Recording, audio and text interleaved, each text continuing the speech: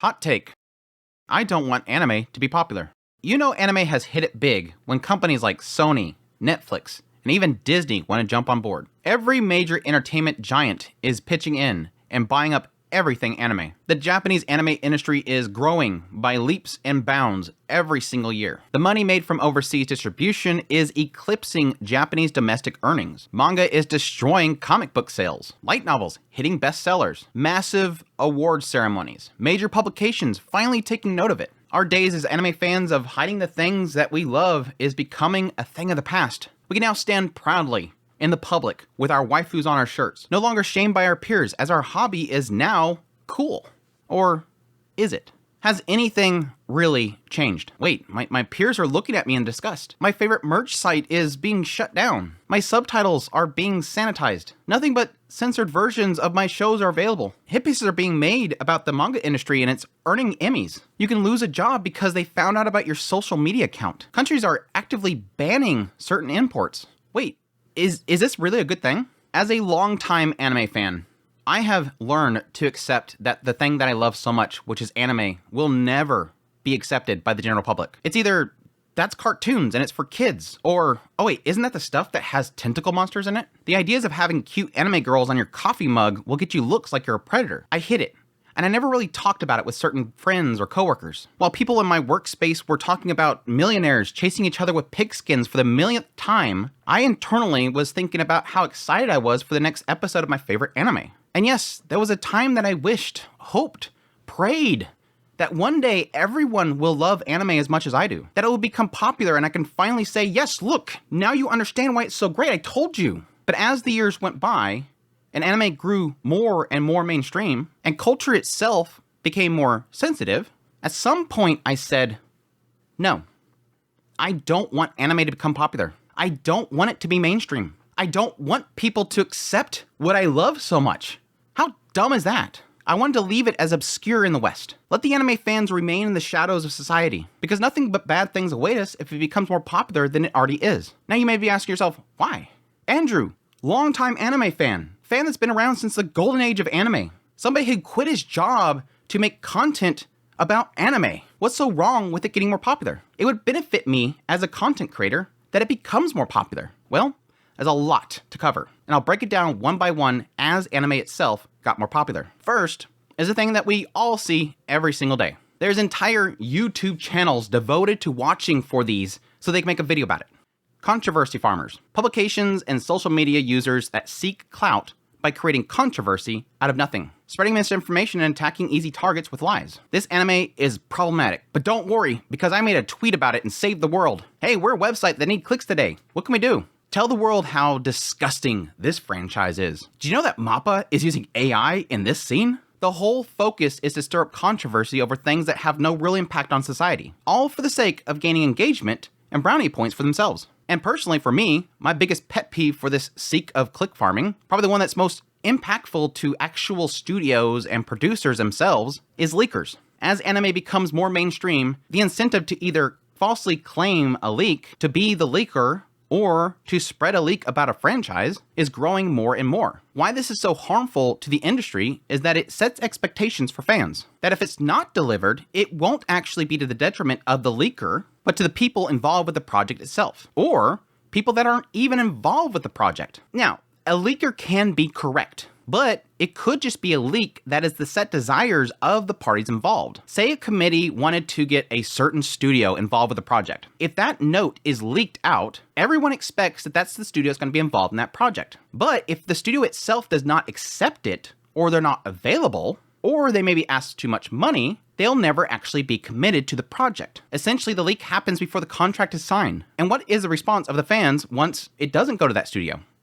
Everybody attacks the studio. MAPPA, why didn't you do this project like you said you were? Well, it was a leak. It was never true. But while yes, leakers are my personal pet peeve currently, I do acknowledge that there's a bigger problem facing anime.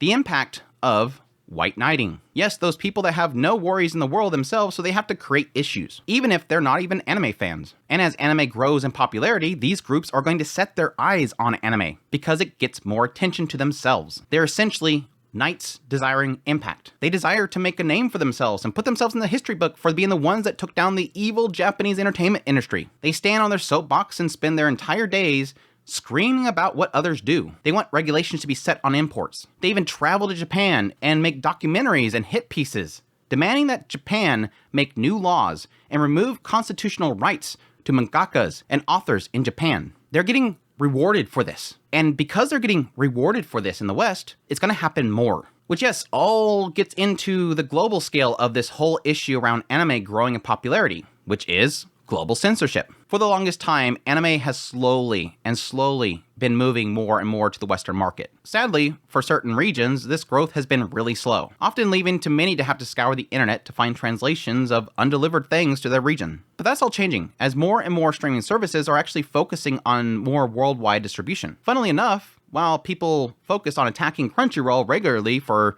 claims of them censoring anime, the truth is that anime streaming platforms, for the most part, have all been restricted to only having censored versions. This is due to two different elements at play. First is that even at the point of the production itself being created, there's already deals being made for exclusivities to certain platforms, and yes, for Blu-ray distribution. This prevents streaming platforms like Crunchyroll and Disney from getting uncensored version to begin with. The second, and the more growing trend to this being in this video, is that anime in general right now is getting two versions, the Japanese version and the global version. Key phrasing here.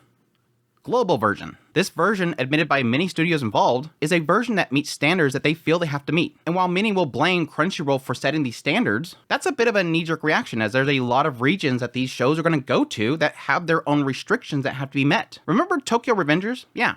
There's a region where that manji symbol, which sadly is tied into another certain symbol, and that other symbol is not allowed in a certain region. Remember Manga Up? Square Enix's attempt to launch a manga globally?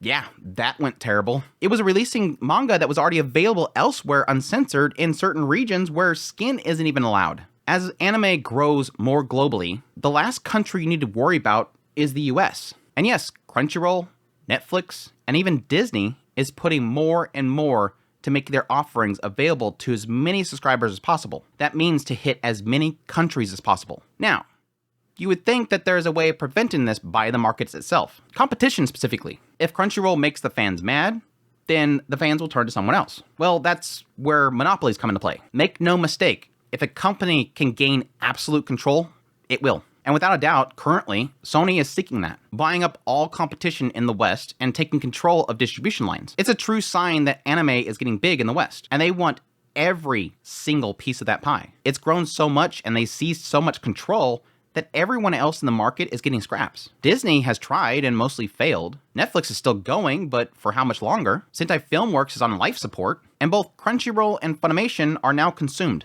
Without competition, the lack of the fandom's control will sadly die away. And of course, with monopolies comes gatekeeping. They choose what comes in and out of the door. And eventually that leads to a lot of companies in Japan going, but our stuff doesn't meet their standards, and thus we don't make that additional influx of money for licensing, and thus we need to change things. Let's just adjust it a little bit. That way, it can be allowed. And yes, while Sony of Japan is still in control of that giant, it's only a matter of time before they leave it in the hands of the Western influence. Just look what happened to PlayStation. Eventually, it sold less in Japan, but more in the West, so they gave it to them. Let them handle it.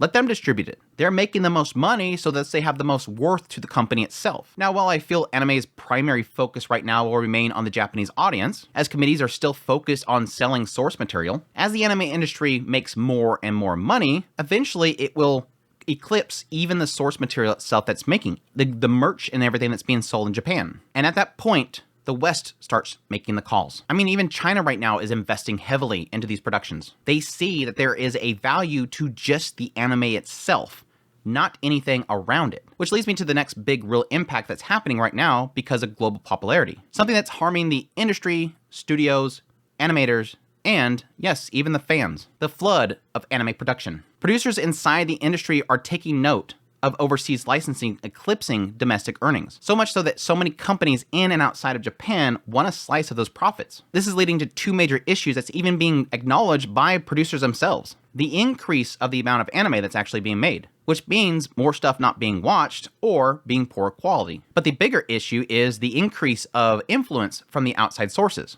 The more money a company puts into a project, the more control they have of it, and thus more changes they can make for sensibilities. Now, currently, Japan committees are doing very well in controlling the decisions that are happening for these shows, much to the detriment of the industry itself, but safeguards for outside control. They're restricting how much is being invested into each project, and thus preventing them from having any sort of influence. But it's only a matter of time before this shifts, before outside investors become the committees. I mean, technically, that's what Netflix did for a long time, which, yes, technically leads into my next big point here, which is Western production committees. Now, Crunchyroll and Netflix have dabbled into this quite a bit, which I think only Netflix really has seen any sort of massive success in this. But yes, as anime grows more and more so will Western companies feel that they can handle it better, becoming majority shareholders of anime productions itself, essentially being like over 50% of the money being put into the project, thus having the most control. At that point, they'll just pretty much ruin most of the stories and the productions with their own garbage. Mainly because whatever choices they make is not going to be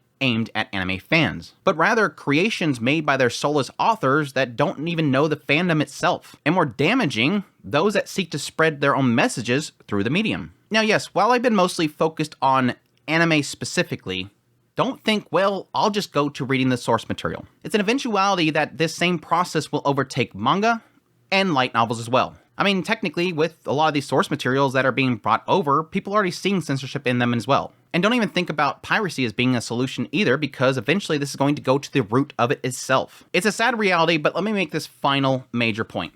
Plain and simple. Your anime, manga, light novel will never be accepted, even if it's popular. The major critical thing here to remember is that despite the growth in love of anime, society as a whole will never accept anime. It's too weird.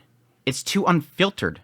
And exactly why I love it so much. And sadly, society as a whole can never accept it because, unlike your diehard anime fan, they can't cherry pick what works for them. And they hate that. Anime covers a massive spectrum of genres, demographics, and tastes. From a kids show for everyone, to a teen action show, to a romance, to an adult thriller. Not everything is for everyone, and rarely can a diehard fan even stomach it all. But it's what makes anime special. Its reach being varied and broad. A lot of Western society likes things to be in bubbles, and everything being to their acceptance. If something strays from that, it must be destroyed.